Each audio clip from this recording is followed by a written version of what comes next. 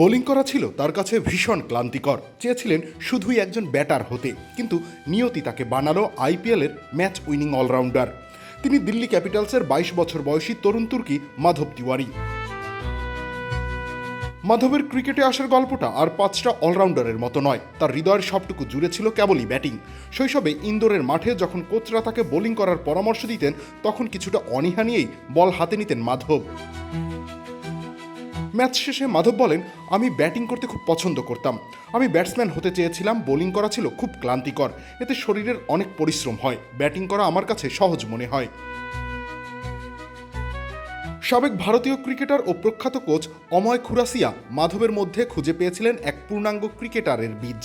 গুরুর সেই জেদ আর শাসনের কাছে নতি মেনেই শুরু হয় মাধবের অলরাউন্ডার হওয়ার কঠোর সাধনা।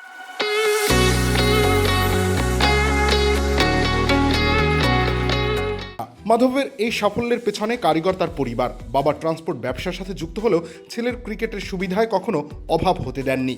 মজার বিষয় হলো, মাধবের মা ক্রিকেটের মারপ্যাচ বা নন্দনতত্ত্ব খুব একটা বোঝেন না, কিন্তু তার প্রার্থনা আর নীরব সমর্থনই মাধবকে আজ এই অবস্থায় নিয়ে এসেছে। আইপিএলের দ্বিতীয় বছরে এসে মাধব এখন অনেক বেশি পরিপক্ক, তবে সাফল্য তাকে মাটিতেই রেখেছে। তার লক্ষ্য আকাশ ছোঁয়া, ভারতের হয়ে খেলা এবং বিশ্বসেরা হওয়া। তবে সেই লক্ষ্যের পথে নিজের খামতিগুলো তার অজানা নয়। মাধব জানেন, খেলায় আরও ধার আনা প্রয়োজন, আরও নিখুঁত হতে হবে আগামী দিনে।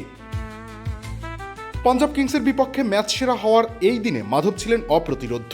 প্রথমে বল হাতে দুর্দান্ত ডিসিপ্লিন দেখিয়ে শিকার করেন 2 উইকেট। এরপর চাপের মুখে অপরাজিত 18 রানের ক্যামিও ইনিংসে ম্যাচ জিতিয়ে মাঠ ছাড়েন।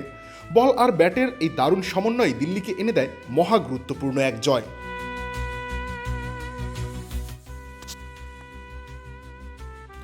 রবিউল ইসলাম রানি, খেলা 71।